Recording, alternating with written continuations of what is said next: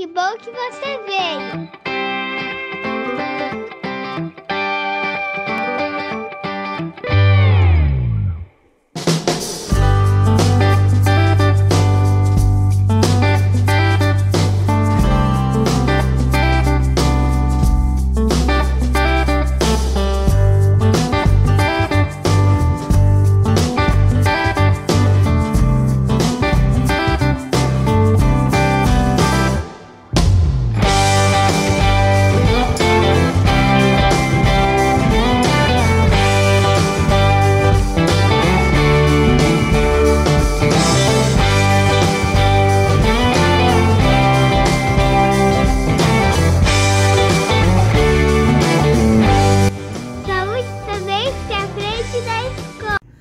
Olá a todos, é com muita alegria que iniciamos o mês de outubro com o programa Saúde na Escola, que é uma ação nacional e tem como objetivo a abordagem de temáticas importantes de saúde, relacionando a qualidade de vida e o bem-estar das crianças, dos adolescentes e da comunidade escolar.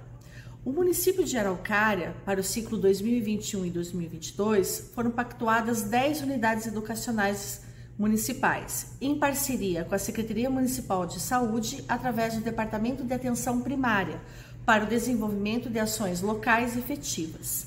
Esse ano, contamos também com a participação da Universidade Federal do Paraná, que estará presente nesse evento com palestras do programa DIGA, realizando em conjunto a Semana da Convivência. Destacamos a importância dessa parceria entre a Secretaria de Saúde, de Educação e a Universidade para articular esses mecanismos de apoio e rede de proteção, assim como uma necessidade da parceria entre a escola e a família, para garantir a qualidade de vida de toda a população. Para o debate de temas tão importantes como a promoção da cultura da paz, cidadania e direitos humanos, alimentação nutricional, alimentação saudável, prevenção da obesidade infantil, dentre outros. Aproveito o momento para agradecer a todos os envolvidos e desejar um excelente mês a todos.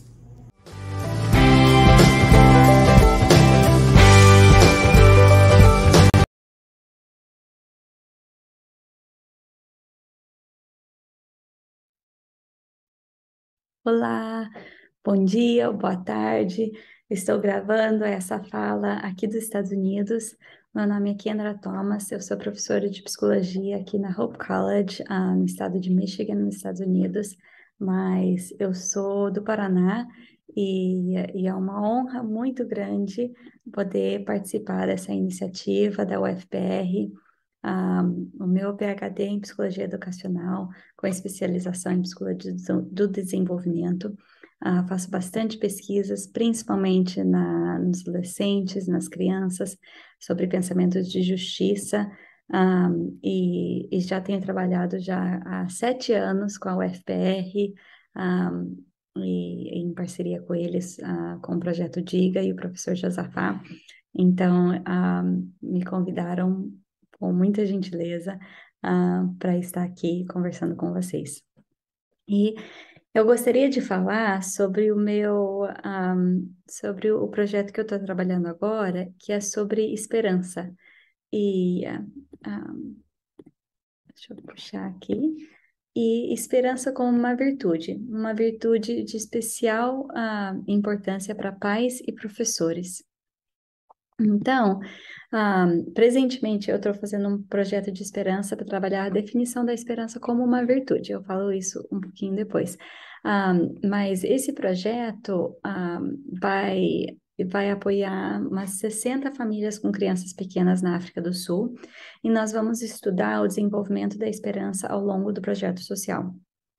E o projeto oferece livros, brinquedos, atendimento a cada 2 semanas. É um projeto que existe com algumas famílias, mas vai expandir e ajudar um grupo de apoio para mulheres que estão cuidando de crianças pequenas. E por causa disso, por causa dessa iniciativa, eu tenho lido muitas pesquisas recentes sobre esperança e como a disciplina da psicologia tem desenvolvido e mensurado a esperança. E nós vamos trabalhar para expandir essa definição e aprender mais sobre como a esperança desenvolve e cresce, principalmente em projetos sociais e com trabalho com crianças e adolescentes. Então, eu queria falar com vocês por que que eu acho, por que que as pesquisas apontam e o nosso trabalho ah, está mostrando que a esperança é uma virtude, um imperativo moral, como diz o Paulo Freire, principalmente para pais e professores. Então, eu espero que isso seja um encorajamento para vocês. A teoria da esperança, pesquisada na psicologia, principalmente pelo Snyder, ele é dividida principalmente na iniciativa e nos caminhos, ou seja, o querer e o acontecer. Né? E nesse modelo, as emoções, então, se você pensa na esperança como uma emoção, a emoção, na verdade, vem depois dos pensamentos. E essas emoções ajudam a motivar as próximas iniciativas e ações, né? E, e essa esperança requer um plano. Então, os caminhos são os planos. Uma pessoa com muita esperança, de acordo com essa teoria, vai desenvolver muitos planos, né? Algo bem ativo, uma iniciativa, algo bem direcionado. Então, é um modelo muito cognitivo, motivacional, e comportamental, né? Porque realça bastante ah, o que fazer, como gerar essas iniciativas e criar. Ah, e o que eu gosto mais dessa teoria é que ajuda a diferenciar a esperança e o otimismo. Porque o otimismo não precisa ter ação, não precisa ter nenhuma razão. O otimismo pode ser uma coisa mais supersticiosa, que não é mal por si mesmo, mas quando o otimismo e a esperança chegam num desafio, o otimismo pode parar, a esperança pode continuar. Não necessariamente num desafio, mas numa tragédia, né, numa dificuldade. O otimismo, se não tiver uma razão alicerçada numa razão mais forte, se não tiver uma motivação mais transcendente, o otimismo não requer um plano, a esperança requer o caminho e a iniciativa. A esperança também não é o pensamento positivo. Pensamento positivo pode ser bom, tem um lugar, mas esse nível, e isso é definido mais na teoria, mas alguém pode achar que vai dar certo. Isso pode ser otimismo, isso pode ser um pensamento positivo, mas achar que vai dar certo e fazer os planos para dar certo, a esperança tem um plano, a esperança tem uma ação. Então, isso é, na teoria, como que diferencia a esperança do pensamento positivo ou do otimismo. E nessa teoria da esperança, as pesquisas apontam que quem tem mais esperança tem maior motivação, tem um melhor ajuste psicológico, um melhor bem-estar físico, desempenho acadêmico, qualidade de vida.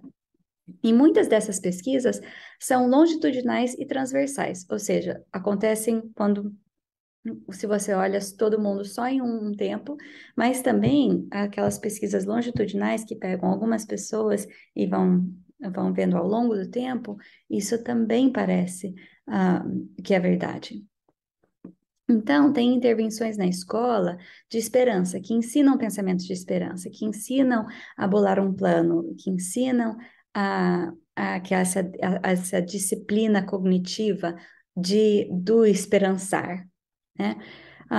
E essa atitude e as ações. E tem algumas pesquisas que estão saindo mostrando que o clima escolar, ou seja, tudo que o DIGA está fazendo, influencia positivamente a esperança. Então, professores, diretores, administradores da escola, quando nós podemos criar um clima escolar que apoia, que ajuda, que acolhe as crianças, nós estamos gerando a esperança, não o otimismo, não o pensamento positivo, mas uma esperança que está treinando a mente deles a perseverar, uma esperança que está ensinando eles a criar um plano, e a ver as ações deles, a iniciativa e o querer. Mas será que a esperança é uma virtude? E com isso, eu puxo muito do trabalho filosófico, que eu vou falar um pouquinho sobre o que é virtude. Virtude é algo inerentemente bom. E eu estava conversando com um dos principais pesquisadores de esperança, na teoria da esperança, e ele me contou de um estudo que ele nunca tinha sido publicado, porque você percebeu, coletou dados em gangues nos Estados Unidos e perceberam que esses, né, esses indivíduos com um histórico muito agressivo, muito antissocial, estavam ah, altos em esperança, a essa definição de esperança. Por quê? Porque esperança, definida na teoria da esperança, não é inerentemente bom. É inerentemente a um alvo, né? Então, é uma coisa específica para um alvo. Pode ser um alvo bom, pode ser um alvo ruim, mas você está pensando e agindo conforme o seu objetivo. Mas o objetivo não necessariamente é bom. Então, ajuda as pessoas a talvez né, conseguirem os alvos que têm pela frente, mas não explica, ah, também não explica adequadamente quando um professor investe num aluno, que não é necessariamente para o seu bem-estar, mas para o bem-estar do aluno, que talvez nunca vai, esse professor, essa professora, nunca vai saber no que deu esse investimento, mas investe porque é a coisa certa. Investe porque nós somos professores, né? Nós, quem pai e mãe que lê livro para criança toda noite, que cuida, não se, esperando que isso vai ajudar essa criança no futuro, mas não recebendo nenhuma recompensa imediata. E não trabalhando para uma compensa própria, trabalhando para uma recompensa do outro. E isso é esperança.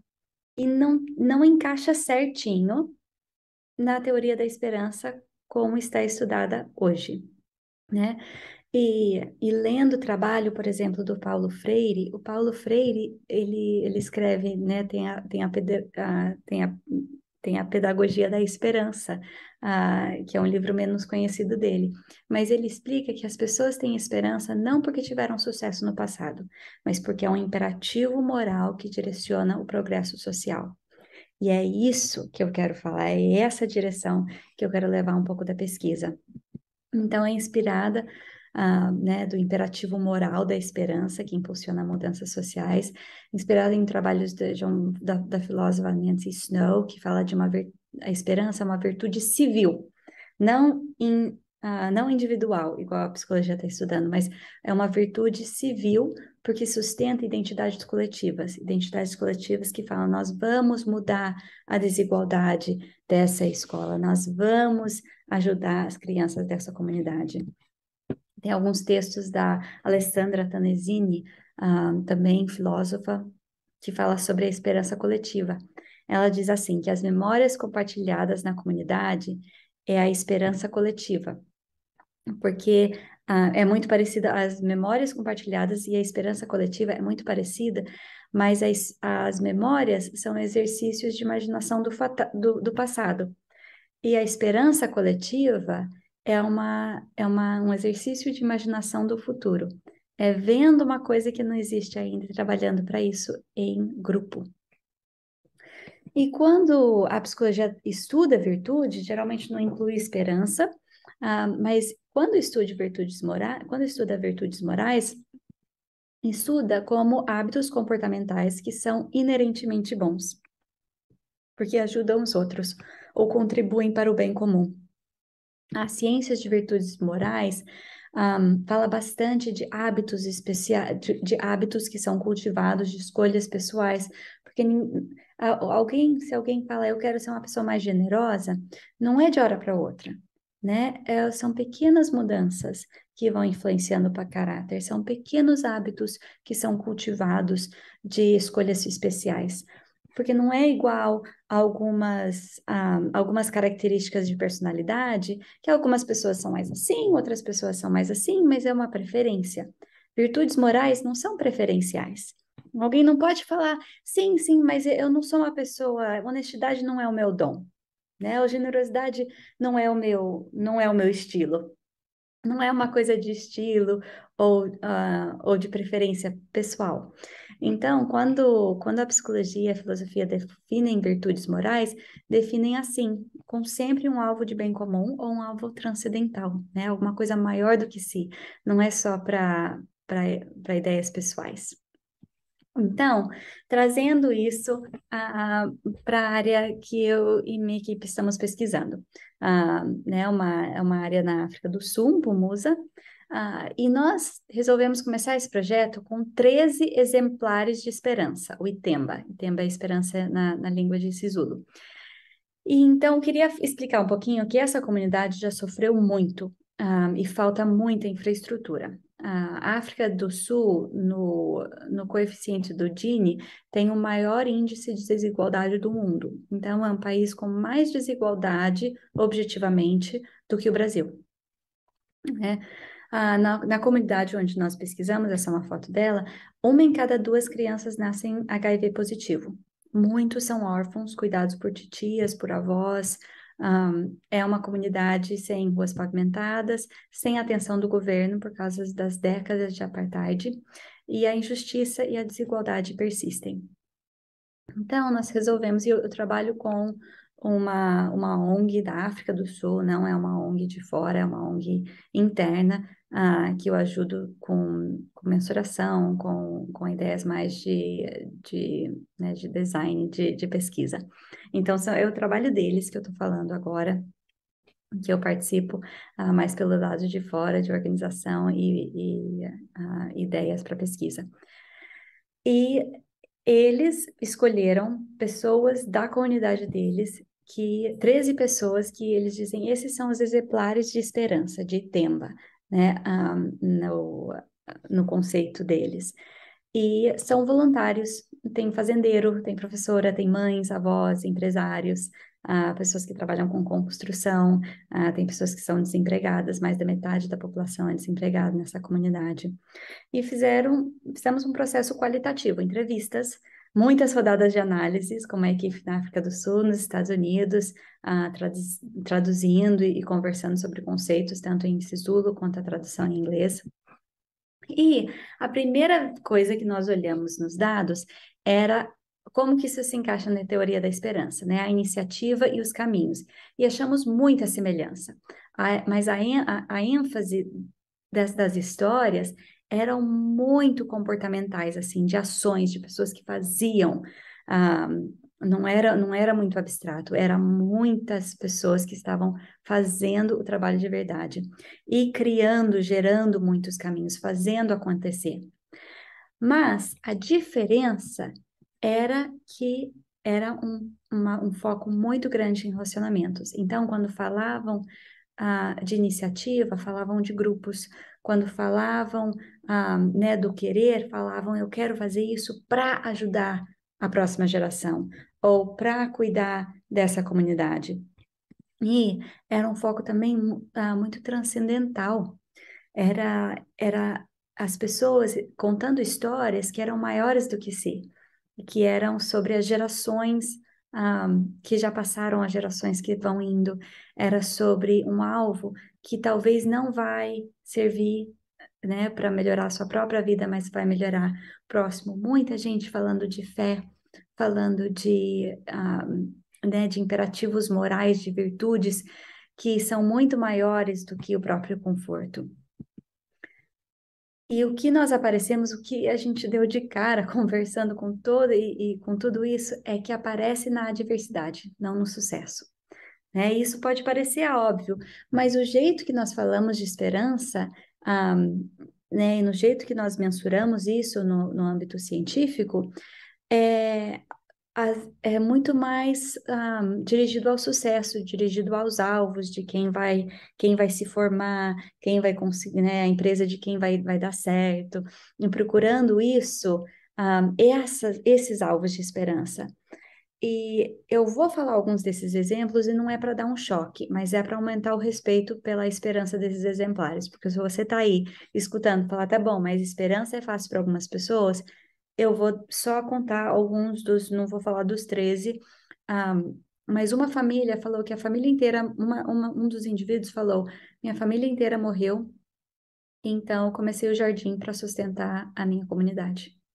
E tem um jardim enorme. Ah, outro era morador de rua por muito tempo.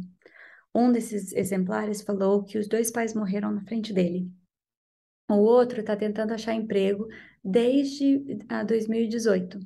Faz 4 anos e ela continua desempregada, mas ela tem esperança que vai conseguir um emprego. Então, não são só pessoas que estão falando de sucesso agora, são pessoas que estão em muita adversidade agora e, mesmo assim, no momento, são exemplares de esperança. Outra vive com dor crônica na coluna. Outro contou que tinha que usar o primeiro salário dele para enterrar os pais, que morreram de repente. A maior semelhança entre todos os exemplos de esperança era a adversidade, não o sucesso. Não eram pessoas de muito sucesso, mas eram pessoas de muita esperança. Então, a diferença entre o otimismo e a esperança, eu creio que é a dificuldade, o desafio, a adversidade. Porque alguma coisa pode começar com esperança, como otimismo. Mas, se não permanecer, na adversidade, o otimismo morre.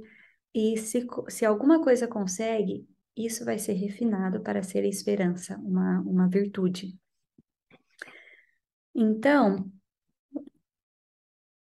eu queria ler essa parte que veio de uma das histórias. Estou sem emprego desde 2018. Tenho muita esperança de conseguir um emprego. Ainda envio meu currículo quando há uma vaga disponível. Eu fiquei pensando nisso, porque essa esperança que essa mulher está descrevendo não é ingênua, não é novo. Talvez os primeiros, né, mandando currículo pelas primeiras vezes, as primeiras rejeições era uma esperança ingênua, uma coisa mais otimista, um pensamento mais positivo. Mas agora, onde essa pessoa está agora, não é o próximo emprego que ela não consegue que vai afetar a esperança dela. E isso é uma coisa que é cultivada aos poucos. Não é alguém que acorda um dia e falou, hoje eu vou ser uma pessoa de extrema esperança. Do mesmo jeito que você não pode falar, hoje eu vou correr uma maratona. Ou hoje, a partir de hoje, eu vou ser muito generoso. Ou eu vou ser uma pessoa de muita honestidade. São hábitos que são cultivados, que vão mudando o caráter. E isso é o tema principal. Ah, além da adversidade, o que apareceu bastante era a fé e o apoio social. E essas eram, nós vimos que a fé e o apoio social eram as variáveis chaves que diferenciavam como que a adversidade repetida pode levar a ser um exemplar de esperança. Porque a adversidade sozinha não leva à esperança. Tem que ser alguma outra coisa que pode levar algumas pessoas a uma desistência e desesperança crônica e outras pessoas a gerarem essa esperança resiliente, forte, que pode vir mais adversidade, que essa esperança vai continuar. E o que nós vimos, o que esses exemplares tinham em comum era uma fé e um apoio social. Tinham pessoas ao redor. Vou ler esse, que eu achei muito importante para falar. São as palavras, né, traduzidas para o português.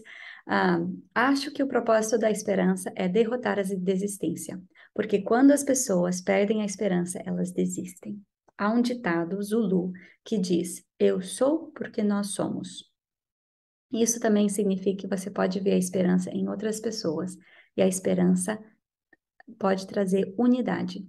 Eu acredito que a esperança pode combater coisas como desigualdade na comunidade. Isso volta ao de como Paulo Freire descreve esperança como algo né, que é bom para a comunidade, como a Nancy Snow fala da esperança como uma virtude civil que ajuda os outros.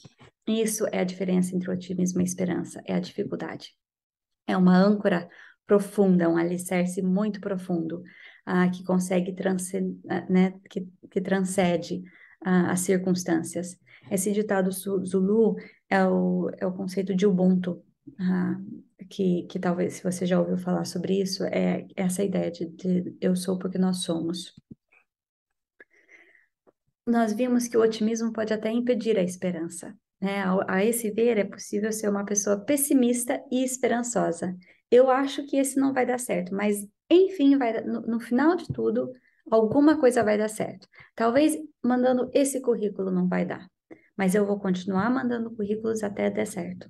Achar que o próximo emprego vai ser seu pode impedir esperança, porque quando não é, desfalece. Achar que um dia vai conseguir uma esperança, achar que um dia alguma coisa vai acontecer, isso vai ajudar a impulsionar os comportamentos que precisam acontecer para isso acontecer eventualmente. Então, um otimismo de curta data pode impedir uma esperança a longa data. A esperança desses exemplares era específica e alicerçada. Quando falavam da esperança, não falavam que um dia ia dar certo, não era uma coisa muito abstrata. As pessoas estavam mencionando principalmente pessoas e Deus, relacionamentos e alguma coisa que transcende a realidade na frente deles, né? Eles nomeavam as suas fontes, não era muito abstrato, né? Geralmente falavam as fontes, que geralmente eram espirituais e relacionais. Muitas pessoas tinham mais do que uma, né? Eu confio porque o meu vizinho me dá isso e eu dou isso para o meu vizinho, né? Ah, então a gente tentou o que que era que todo mundo tinha, né? Se a gente vê todas essas pessoas, algum com mais sucesso, algum com menos sucesso, mas todos exemplares na virtude de Temba, de esperança, todos viam a esperança como uma disciplina cognitiva, era uma decisão. Não era ingênuo, era esperto, era astuto, era sensato. Pessoas que estavam sempre procurando mais perspectivas, sempre procurando aprender do outro e sempre procurando achar outro caminho. Se esse não deu certo, onde que eu vou? Então, entendendo que é uma disciplina cognitiva, é uma forma de pensar que precisa ser treinado. Você não vai acordar de um dia para o outro. Você pode acordar de um dia para o outro decidindo ser otimista, mas você não vai acordar de um dia para o outro decidindo que você vai ser esperançoso. Porque a esperança, é uma disciplina, e disciplina vão sendo criados aos poucos. Eram motivados por um bem comum, né? Então, começa sabendo que eles investiam, eles liam livros para as crianças, eles plantavam jardins para a comunidade, eles ajudavam os outros a conseguirem recursos, mesmo quando era difícil para não conseguir próprio. Uma coisa que a gente que demorou para entender, enquanto a gente estava lendo todas as histórias, era tá bom. Mas virtudes tem que fazer alguma coisa, né? Tem que ser generoso, tem que contar a verdade, honestidade, a generosidade, gratidão. Virtudes fazem alguma coisa. Se esperança é uma virtude, o que a esperança faz? A esperança investe nos outros.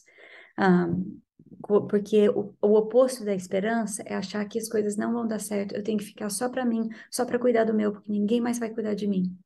A esperança abre a mão. A esperança investe no outro. A esperança fala, eu vou ajudar você a conseguir emprego mesmo se eu estou desempregado, né? Porque não é uma mentalidade de investimento. É uma mentalidade para o bem próprio.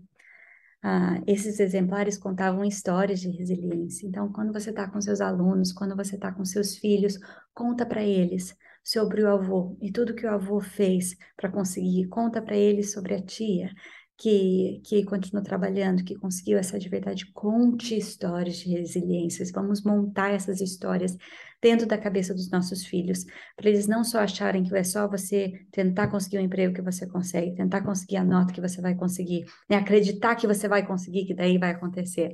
Porque os nossos filhos conseguem perceber que não é assim que acontece.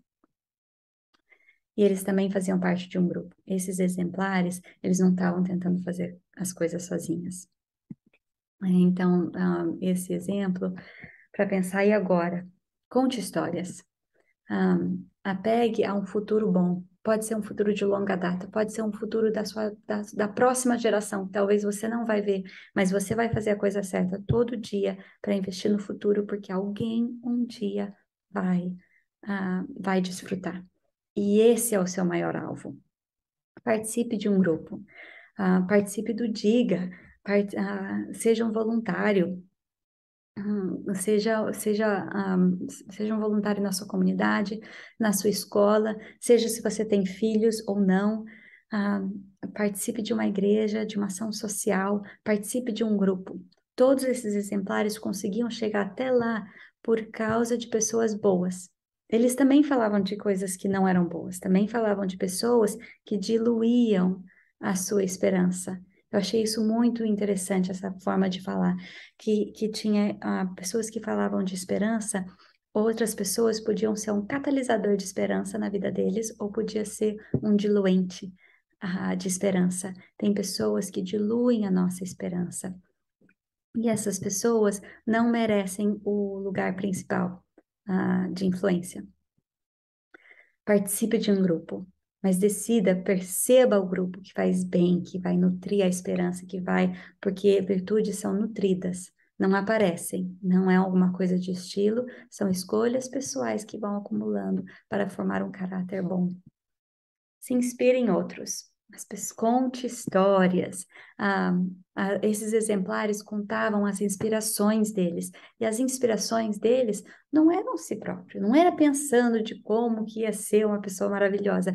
Era inspiração em outros, geralmente outros que tinham sofrido até mais do que eles, que eram fonte de esperança. E conte a sua história de uma lente esperançosa. Alicerce a sua esperança em algo maior. O que te pode diferenciar a esperança de um otimismo ou de um pensamento positivo, que esses não vão durar quando a adversidade vem? As pessoas que eram exemplares de esperança, a gente podia falar por quê, perguntar por quê, e eles tinham uma resposta. A falta de esperança é a perda do futuro. Eu ouvi isso de um dos pesquisadores de esperança que estava falando comigo. Ele falou: a falta de esperança é a perda do futuro. E nós não podemos deixar isso acontecer nas nossas escolas e nas nossas famílias. A esperança é o nosso dever moral. Então, muito obrigada por me convidar, muito obrigada por assistir até agora. Eu espero que essas histórias tenham ajudado a inspirar você no seu caminho de esperança. Eu espero que você consiga levar essa ideia mais adiante. E, acima de tudo, eu sei que as pessoas que assistem essas coisas são pessoas que já são muito investidas, que já estão cuidando de muitas outras pessoas na sua própria vida. Então, parabéns por ter esse investimento na sua comunidade, na sua família, na sua escola, nos seus alunos. E que Deus te abençoe. Olá a todos! É com grande prazer que iniciamos mais um momento de reflexões e palestras do mês do PSE na escola. O programa Saúde na Escola é uma ação nacional e tem como objetivo a abordagem de temáticas importantes da saúde, relacionando a qualidade de vida e bem-estar da criança, do adolescente e da comunidade escolar. No município de Araucária, para o ciclo 2021-2022, foram pactuadas 10 unidades educacionais municipais em parceria com a Secretaria Municipal de Saúde, através do Departamento de Atenção Primária para o Desenvolvimento de Ações Efetivas. Esta palestra ficará no canal Educação Araucária para acesso de todos os interessados sobre as temáticas. Lembrando que, para aqueles que desejarem a certificação, o link do formulário vai ser disponível durante uma semana aqui na descrição do vídeo do canal Educação Araucária. Hoje, neste encontro, temos como temática a cidadania e direitos humanos. Para iniciar, vou solicitar que todos os palestrantes façam a sua audiodescrição e a saudação inicial, começando por mim.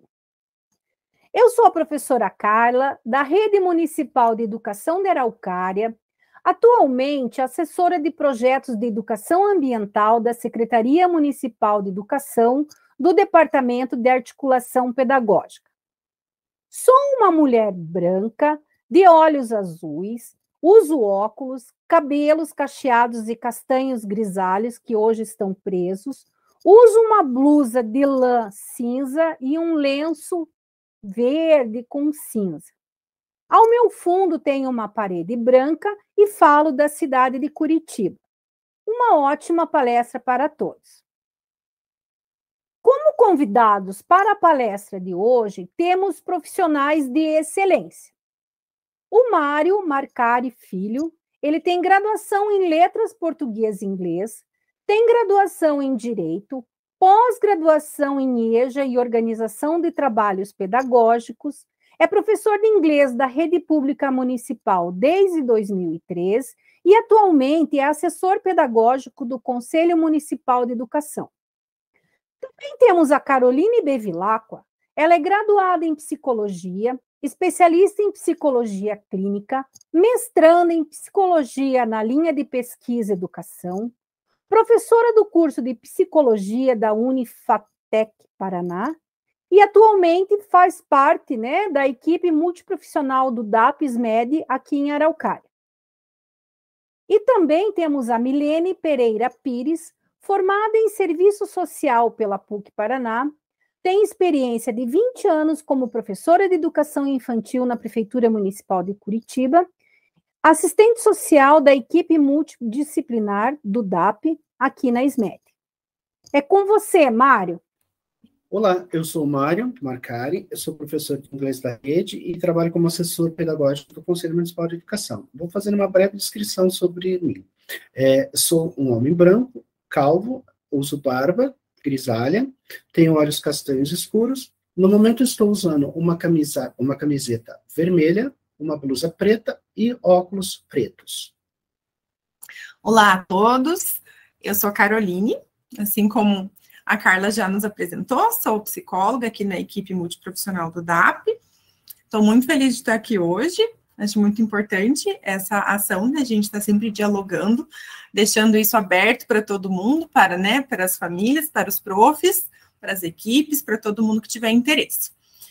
Eu sou uma mulher branca, tenho cabelo castanho na altura das orelhas, está curtinho meu cabelo, eu tenho olhos castanho claro, que eu estou com uma maquiagem de gatinho de delineador que eu fiz hoje. Estou usando brincos longos, prateados, estou usando uma blusa de gola alta preta, um casaco de lã marrom por cima, e atrás de mim tem uma parede branca, pintada acho que pela metade de bege, e um quadrinho magnético de estrelinhas roxo. Vamos lá então, pessoal. Eu sou a Milene, sou assistente social, como a Carla falou, já trabalhei há 20 anos na Prefeitura Municipal de Curitiba como professora de educação infantil, e agora eu estou compondo a equipe multidisciplinar do DAP, na SMED. E estou muito feliz de estar aqui, estou realizando um sonho. Eu sou uma pessoa com a pele branca, bem branquinha, tenho cabelos castanhos, compridos e lisos, que hoje estão presos no alto da cabeça com rabo de cavalo. Tenho olhos castanhos esverdeados, grandes. Estou usando brincos prateados, compridos e com uma bolinha na ponta. Uma blusa preta. Atrás de mim tem uma parede branca, dividida ao meio com uma cor begezinha. E um quadro magnético roxo com estrelinhas brancas.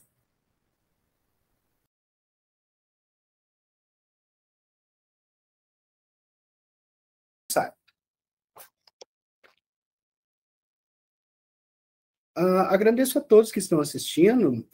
Meu nome é Mário Marcari, novamente, e eu vou fazer uma pequena apresentação sobre o que é cidadania e direitos humanos. Bom, já fui apresentado, então minha formação em Letras e Direito, sou professor de língua inglesa e assessor pedagógico do Conselho Municipal de Educação.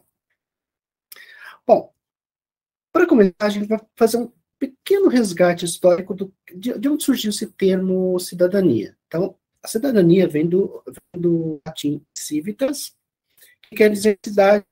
e esse termo foi criado na Grécia por volta do século 8 a.C. Na Grécia Antiga, considerava cidadão aquele nascido em terras gregas. O conceito de cidadania ainda era restrito e se aplicava a uma parcela da população daquela região. Na Roma Antiga, a palavra cidadania era usada para indicar a situação política de uma pessoa e os direitos que essa pessoa tinha ou podia exercer.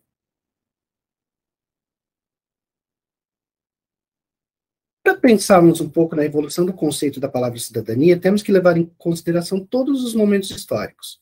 Assim, o conceito, ora era restrito, se pensarmos em alguns períodos nefastos aí da nossa história, como a escravidão, como as atrocidades cometidas durante os períodos de guerra.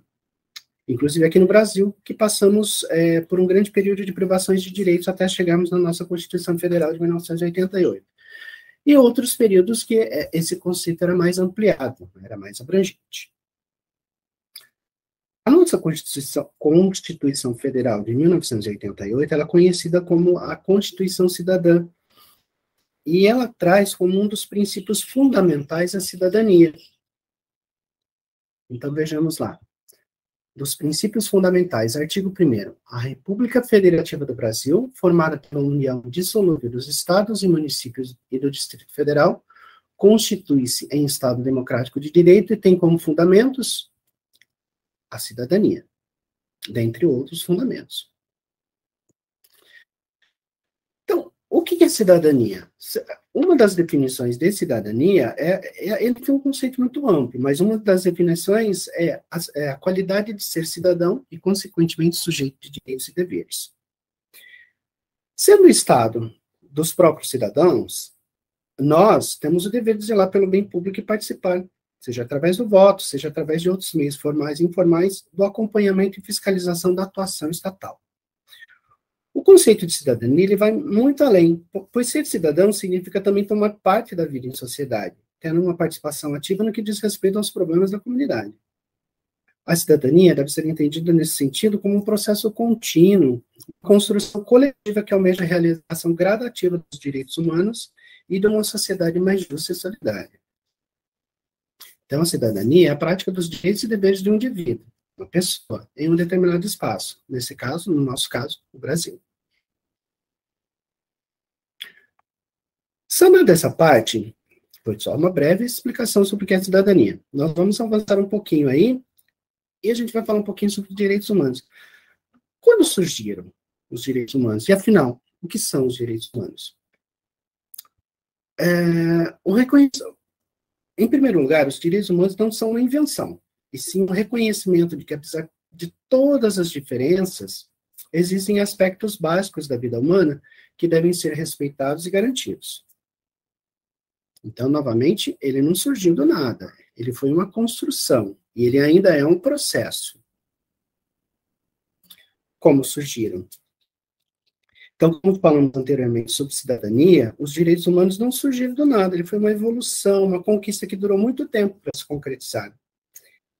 E, por incrível que pareça, estamos em 2022 e ainda alguns países não respeitam os direitos humanos. Vamos falar um pouquinho dos momentos históricos. Houve vários momentos históricos. Eu elenquei aqui apenas 3, aqui, só para a gente ter um pouquinho da ideia de como aconteceu esse processo. Como eu disse, ele não surgiu do nada, ele veio acontecendo. Se nós estudarmos história, nós vamos ver que durante muito tempo assim, não havia nenhum respeito pelo ser humano. Então, vamos lá. Um dos primeiros momentos foi lá em 1789, na Revolução Americana, né, que foi construída a Bill of Rights, que é a Carta dos Direitos dos Estados Unidos, ou a Declaração dos Direitos dos Cidadãos dos Estados Unidos.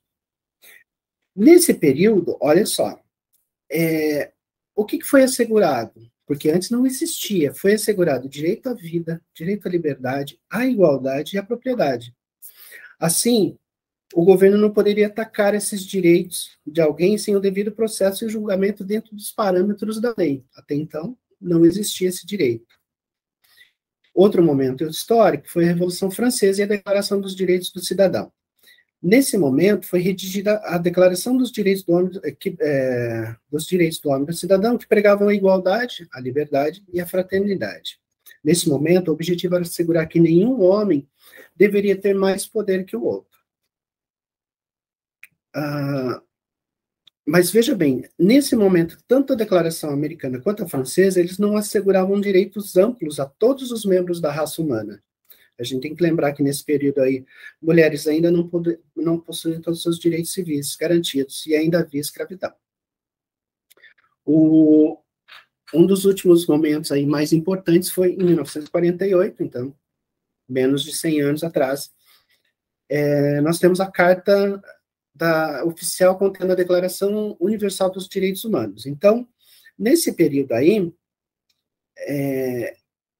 assegurou alguns direitos que já existiam e outros direitos básicos do cidadão, que nós temos hoje, às vezes, como garantido. Mas, como eu disse, em alguns lugares ainda não tem.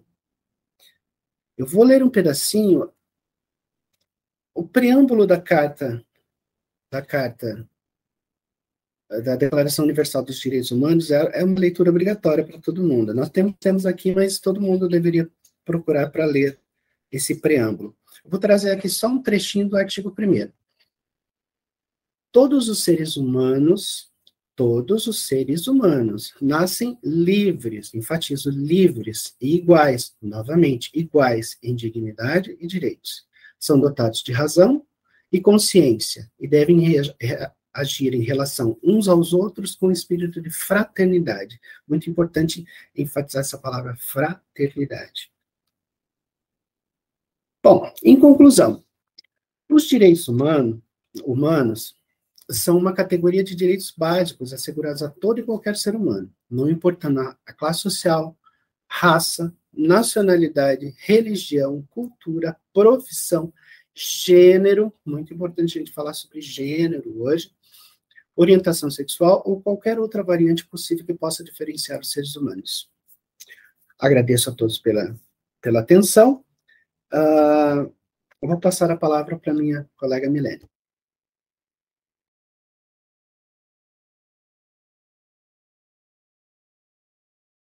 Então, né, como eu já me apresentei, sou a Milene, assistente social da equipe DAP.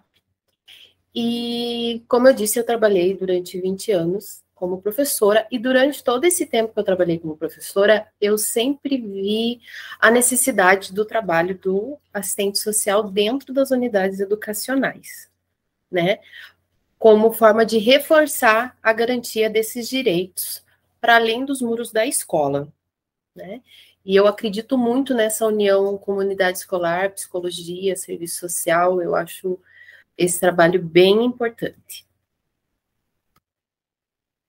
Então, eu vou falar um pouquinho para vocês sobre os objetivos do serviço social na educação.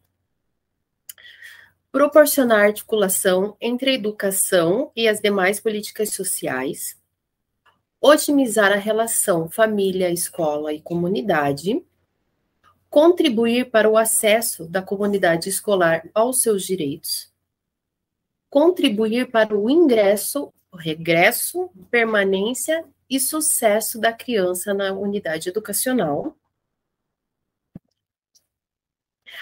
trabalhar de forma preventiva, intervindo em situações de vulnerabilidade social e dos direitos que estejam sendo violados, em casos de fome, violência doméstica, exclusão social, evasão escolar.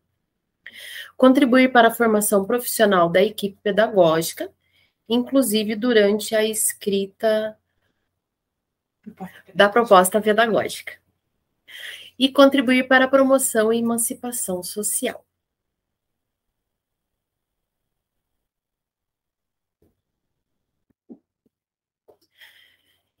E na prática, como que nós podemos garantir todos esses direitos? Nós fazemos a nossa parte e vocês, professores, pais, todos que estão assistindo também podem fazer a parte de vocês. E como que nós fazemos a nossa parte? Nós fazemos através de uma escuta qualificada e de observações. E a partir dessa escuta qualificada somada às observações, nós chegamos num diagnóstico. Essa escuta, ela nunca é de forma invasiva, mas ela é sempre feita de maneira ética, sigilosa, respeitando as emoções e a fragilidade, né, da pessoa que está expondo a sua situação. É uma escuta feita de maneira calma, tranquila e sem julgamentos, né? É sempre uma escuta que vai acolher aquela pessoa. Durante a observação, nós ficamos atentos aos sinais que geralmente as crianças dão quando estão tendo alguns de seus direitos violados. A partir dessa escuta e dessa observação, nós fazemos o diagnóstico e desenvolvemos ações a partir desse diagnóstico. São ações que não são padronizadas, mas que são planejadas exatamente para aquela situação. Nós desenvolvemos ações personalizadas para aquela demanda que se apresenta. E quais são essas ações? As ações que nós fazemos são dinâmicas em grupo, que nós desenvolvemos tanto com grupos pequenos, com poucas crianças, quanto com a turma toda, muitas vezes, dependendo daquilo que é trazido, né, do diagnóstico que a gente faz daquela determinada situação. Também articulamos com outros equipamentos, como as unidades básicas de saúde, o CRAS, CREAS, Conselho Tutelar, a rede de proteção. Fazemos articulação com a busca ativa, quando o direito de frequentar a escola ou o CMEI está sendo negligenciado. E também, quando a criança é afastada pelo médico por mais de 30 dias, nós encaminhamos para o atendimento domiciliar, para garantir que o vínculo com a comunidade escolar seja mantido. Essa é a nossa parte. E como que você pode contribuir para que esses direitos sejam garantidos? Uma das principais dicas é ficar atento às mudanças de comportamento, né? São sinais de alerta que as crianças nos dão. As mudanças de apetite, né? Quando elas comem muito, quando elas começam a comer mais, ou quando elas comem menos ou param de comer muitas vezes. A tristeza, né, é um sinal de alerta. O isolamento, né, quando a criança...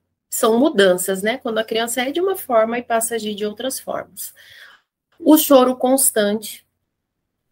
Marcas pelo corpo, não necessariamente de agressão física, mas alguns sintomas de problemas de saúde também, né, aparecem marcas pelo corpo. A apatia ou a agitação. A agressividade. Pele com manchas, sem viço. Um medo repentino de algo ou de alguém. O silêncio ou ausência de respostas, quando as crianças já têm esse domínio da fala, né? E é algo que as crianças já... É uma mudança muito brusca de comportamento, quando a criança para de conversar, ou quando você vai dialogar com ela e ela realmente não fala nada. Porque os bebês, eles já né, eles já não têm essa articulação toda, mas nas crianças maiores a gente consegue perceber isso. Um sono agitado, por vezes até com pesadelo. Xixi, cocô na calça, depois que já houve o desfraude, né? Depois que essa criança já está desfraudada há algum tempo e começa a fazer xixi, cocô na calça, também é um sinal. E quando a criança não quer ir embora para casa, mas prefere permanecer no CMEI ou na escola. Quando essas mudanças passam a ser constantes, uma luz vermelha tem que acender, tá? Ao menor sinal de suspeita de que algo possa estar acontecendo, você pode repassar para alguém da equipe pedagógica, né, os diretores, as pedagogas, para a unidade de saúde. E agora, você também pode passar para a nossa equipe, né, que você pode procurar uma de nós, porque todas as escolas e CMEIs do município estão amparados agora por psicólogos e assistentes sociais. Nós estamos nas unidades a cada 15 dias, né? Então, vocês podem nos procurar quando vocês verem essa necessidade. Nós garantimos o sigilo e vocês não precisam ter medo de falar nada, porque nós temos bastante responsabilidade com situações assim. Nós estamos unidos e engajados para garantir que os direitos sejam sempre respeitados e efetivados, tá? E uma frase que eu acho muito bonita, do Fernando Oliveira, é que nenhum de nós é tão forte quanto todos nós juntos. Tá? E agora eu passo a palavra para a psicóloga Carol, minha parceira e minha companheira nessa luta pela garantia dos direitos. Obrigada.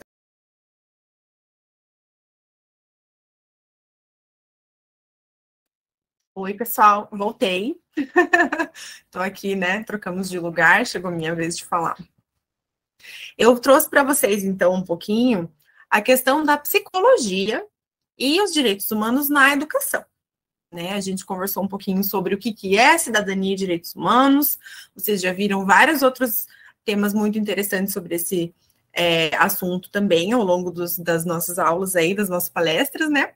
E eu vim trazer um pouquinho a questão da psicologia. Tanto explicar para vocês como que isso acontece aqui no município de Araucária, como que a gente está implantando esse serviço e como que a psicologia pode contribuir, mas também trazer algumas dicas para vocês, né, para os pais, para os tios, tias, vós, avós, dindos e dindas, e para as professoras, os professores e os profissionais da educação, em geral, de como garantir também os direitos humanos do ponto de vista aí um pouco mais psicológico, das nossas relações. Tá bom? Vamos lá, então.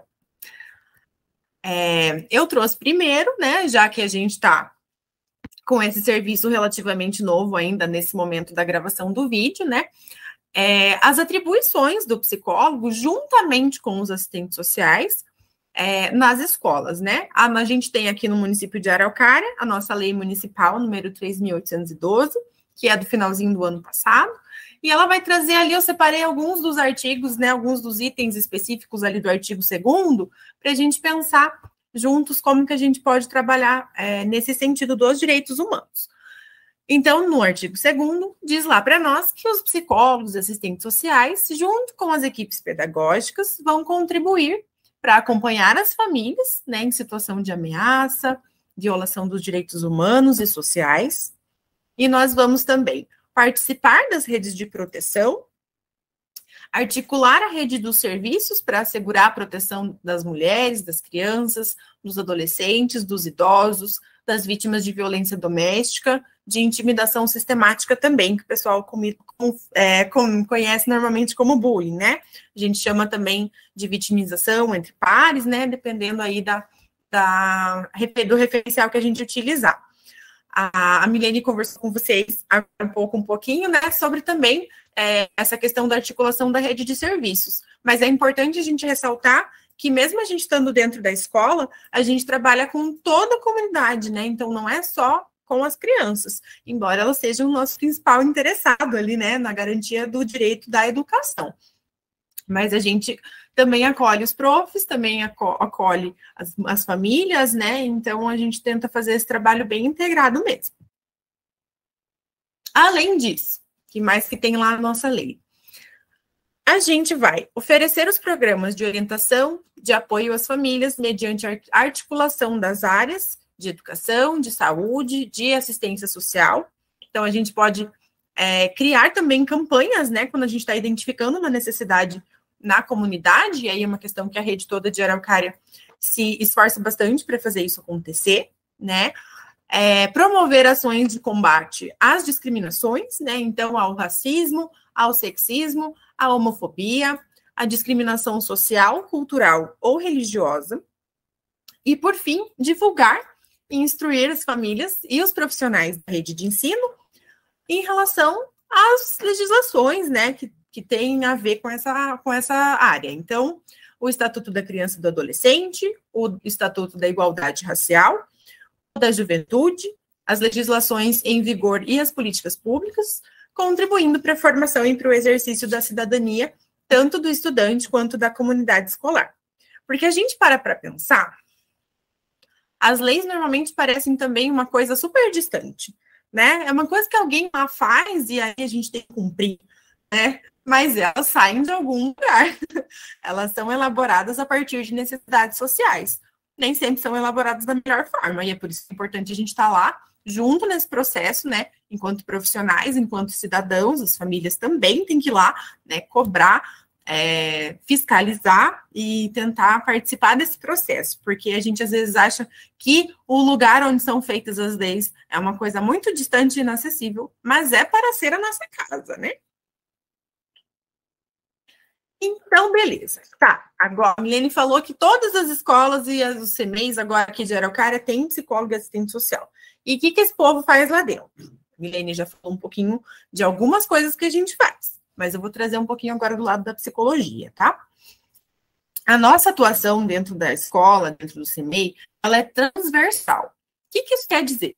Que a gente não realiza ações específicas direcionadas para os direitos humanos. A gente não chega lá, hoje eu vou na escola só para trabalhar direitos humanos, tá? A gente não faz dessa forma.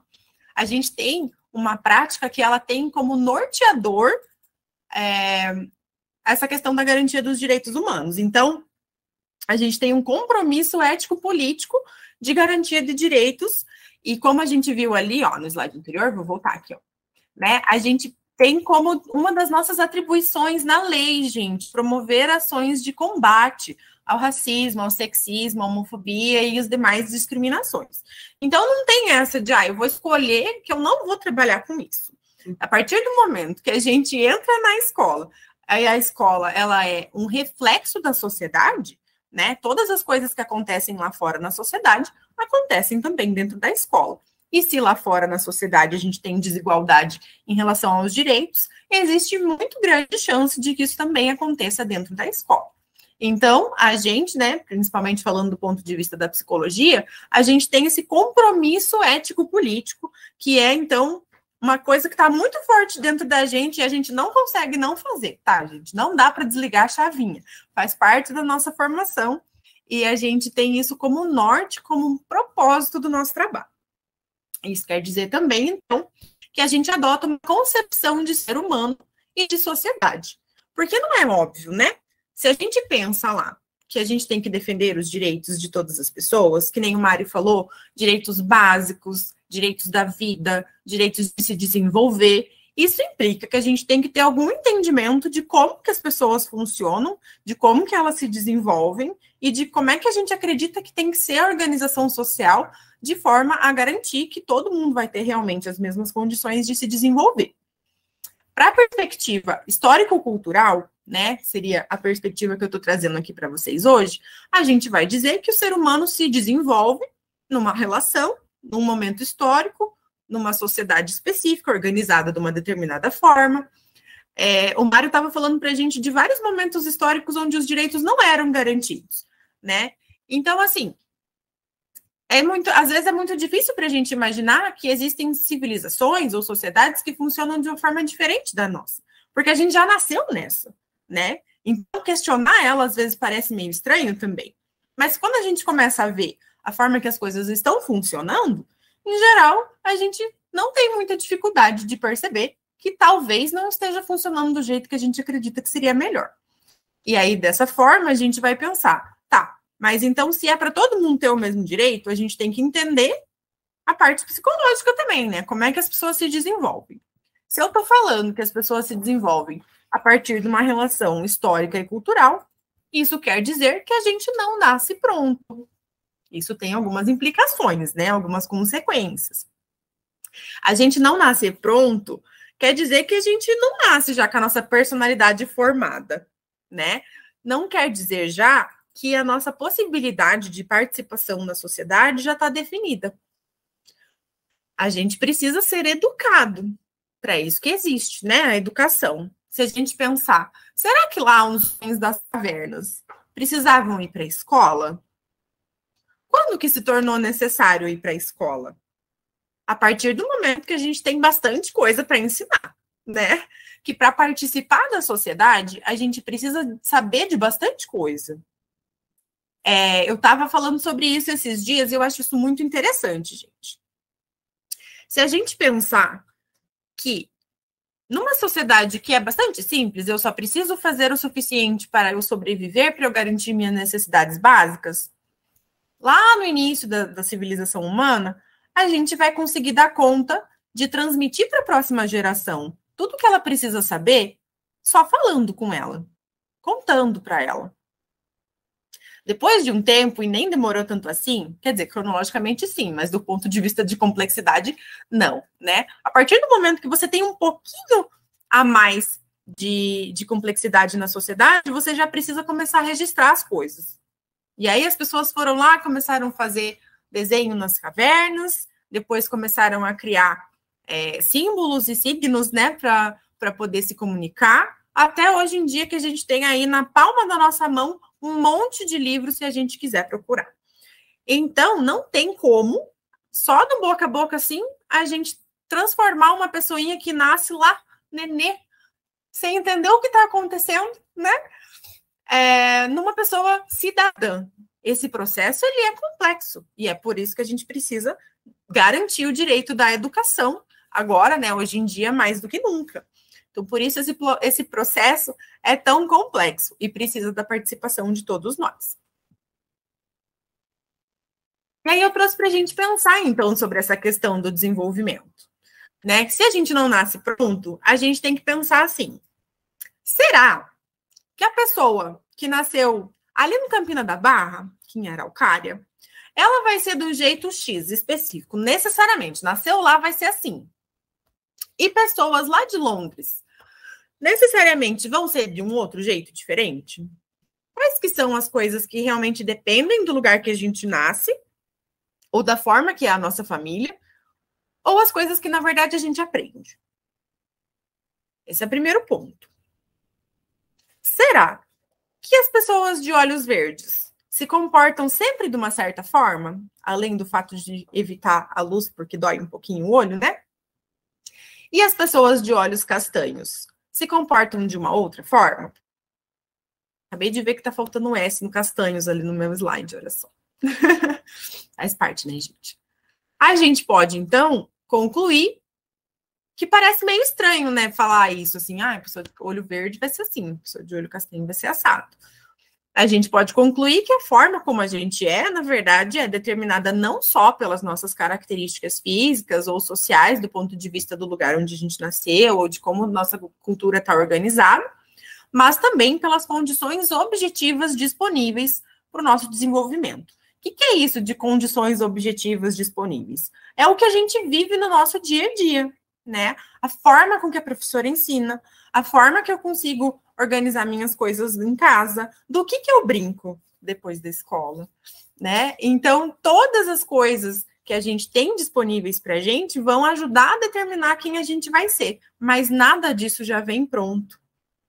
Por isso, uma educação de qualidade necessariamente implica na garantia dos direitos humanos, né? Essa parte é muito importante, porque se a gente considera, não, eu acho que as pessoas que nascem lá no Campina da Barra são todas muito engraçadas. Elas nasceram todas para ter um dom de comédia, igual a psicóloga lá do DAP.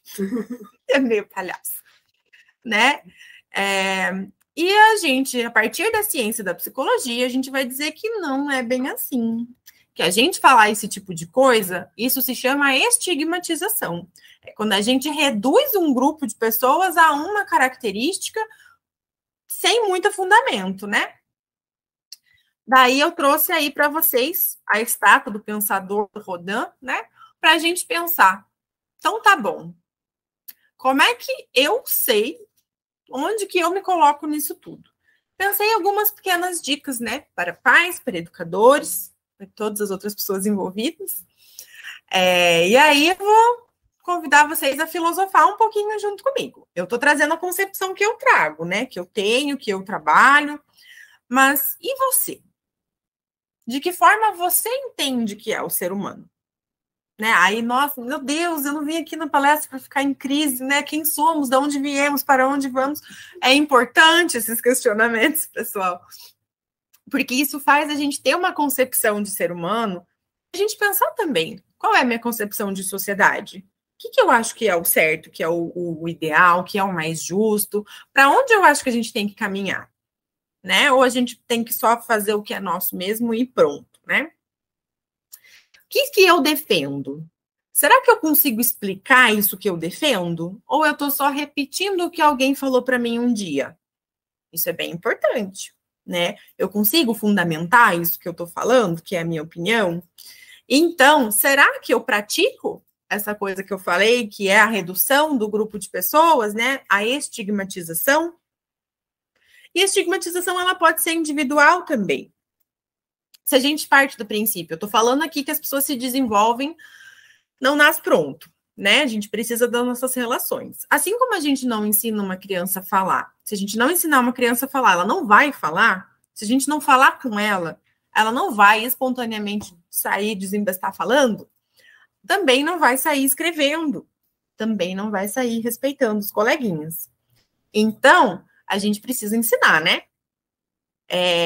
E da mesma forma, as características da pessoa também precisam se desenvolver. Às vezes a gente tem que ter um pouco de paciência com ela, né? A gente sabe, por exemplo, que é muito diferente a exigência de atenção concentrada que eu posso exigir de uma criança de 4 anos e de uma criança de 8 ou de 12, né? Então, muitas vezes, a gente tem que se perguntar, será que eu estou fazendo estigmatização? Né? Será que eu, enquanto família, eu olho para o filho da vizinha e eu falo, esse aí não tem jeito, eu já sabia que ia ser desse jeito, né?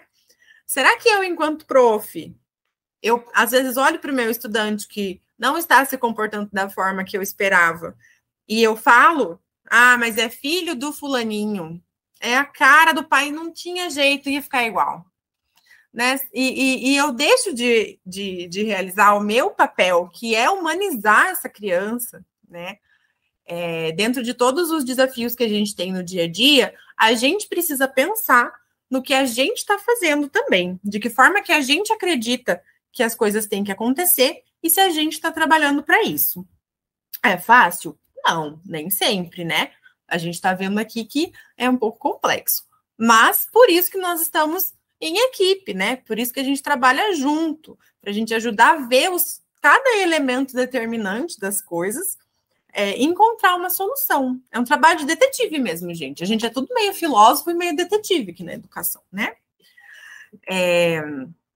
A gente se encaminhando para a finalização, eu trouxe também alguns exemplos de como que a gente trabalha na escola, né? Em especial, eu e a Milene trabalhamos juntas, né? Vocês vão ver que a minha fala complementa a dela um pouquinho. A gente identifica, a gente atua sobre a discriminação, tanto entre os estudantes, entre os profissionais e os estudantes, ou entre os próprios profissionais entre si, muitas vezes, e também nessa articulação com as famílias, né? Então, em todas as direções, tanto as crianças na turma, lá entre si, quanto às vezes prof com estudante, prof com família, família com estudante, tudo, a gente olha de tudo, né? Porque muitas vezes uma situação que está acontecendo numa escola, ela pode ter uma causa em algo que a gente não está vendo logo de cara, né? Então, a gente tem que ter esse olhar de detetive por causa disso. A gente faz também ações preventivas, né, de educação socioemocional, promovendo diálogo entre os membros da comunidade escolar. A gente tem aí, né, o pessoal que fez as outras palestras desse período aí com vocês, do programa Diga, né, que também tem uma atuação super interessante nessa questão da educação socioemocional, né, de promover também as boas relações, que fazem com que a gente consiga enxergar os outros como seres humanos e fazer essa reflexão de que lugar a gente tem, né? Isso começa já na escola, isso já começa no CMEI, então, super importante. E também direcionando, articulando questões mais pontuais para os locais adequados, né? Conforme a Milene já falou um pouquinho mais de detalhe. Aí, eu acho que eu deixei aqui um agradecimento, né? Vocês podem encontrar eu e a Milene juntinhas nessas escolas da lista aí, né? Nesse momento, esse ano, estamos aqui. O DAP está na lista também. todas as escolas estão assistidas, pode ser que a escola do seu filho, da sua filha, do seu sobrinho, neto, ou dos seus estudantes seja uma que a gente visita, pode ser que não, que seja uma outra dupla, né, que vai visitar vocês lá, mas garanto que são profissionais muito dedicados que estão aí comprometidos com a garantia dos direitos humanos dos nossos estudantes, mas também dos profs, também dos profissionais que fazem o suporte dentro da escola, né, os inspetores, as inspetoras, os profissionais da cantina, né, da cozinha, da limpeza, da secretaria, pedagogos e diretoras, estamos todos juntos, tá, gente? E é isso. Muito obrigada, gente. Espero que vocês gostem das próximas palestras que vão ter aí também, a gente vai estar acompanhando. Agradeço as excelentes contribuições e trocas de experiências e conhecimentos. Destacamos a importância da parceria da saúde e educação municipal para articular mecanismos de apoio e redes de proteção, assim como a necessidade da parceria entre escola e família para garantir a qualidade de vida de toda a população. Agradecemos a presença de todos e até uma próxima palestra do mês PSE na escola. Obrigada.